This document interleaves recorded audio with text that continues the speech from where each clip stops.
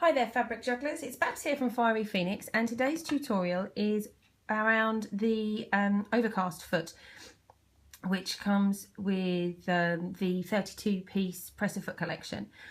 This has been jumped to the front of the queue as it's been requested by Christine Lane. Today I'll show you how to create the stretch resistant overlocking or overcasting effect using a couple of different stitches on your sewing machine. So stay tuned and I'll show you how we do that.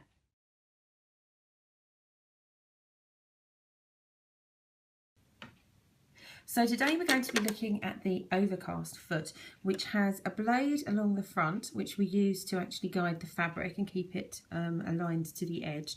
And then we also have this little metal bracket in the centre which our stitches jump across. So they jump back and forth, giving extra thread to the stitch, which allows for the overcast effect to take place. So the fabric would basically run along this guide to the I can't remember my left from my right. It runs along to the left of the guide with the stitches running along the edge of the fabric, and that's what all this little contraption, all these extra pieces are there to ensure happens.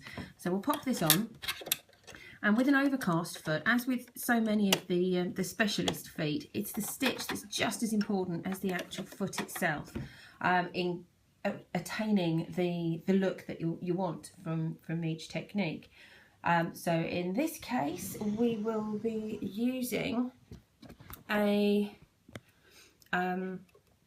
I think this is actually called a rampart stitch. My machine, this is a very basic sewing machine. The reason I use this basic machine for these tutorials is that if I can do this on a basic machine, you can do this on any machine that you choose to use.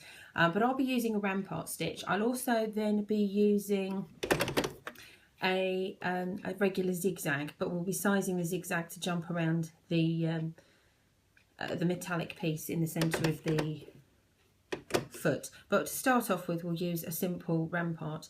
By using these type of stitches, it means that any stretch in the fabric won't affect the edge stitch that we're creating.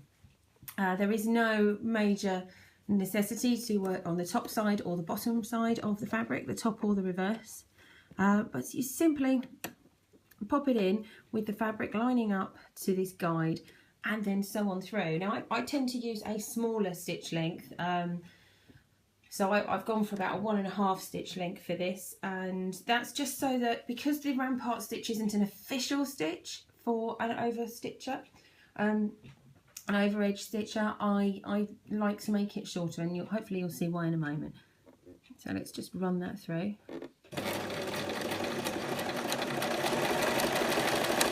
And as you can see, the needle is jumping back and forth either side of that blade, that centre blade.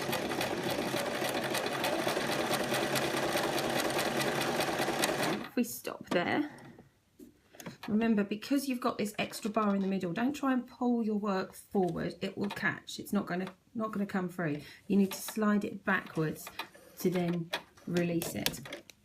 And then what you get is this stitch along the edge. And because I've shortened the stitch down, it actually will resist any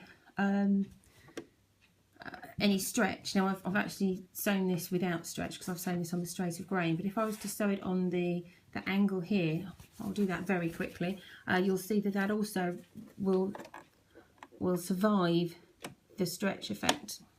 Let's just run that through.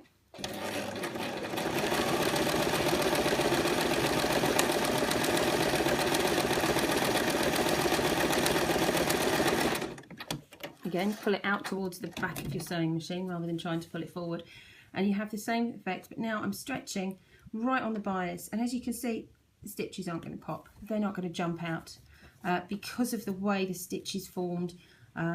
It will put up with quite a bit of stretch and give, so that's an excellent choice of stitch. Obviously there's no stretch and give on the straight of grain, and that's how you would use the rampart stitch. So if we move on to the zigzag stitch, and we need to size this, so I've taken it down as quite a short stitch to begin with, and what we're going to need to do is just manually move the needle up and down with the side rather than with our foot controller. And here you see if I've made the stitch too narrow. Let's just get a close-up of that. Now I've made the stitch far too narrow, and it would actually impact on the metal plate if I was to just stitch away with that.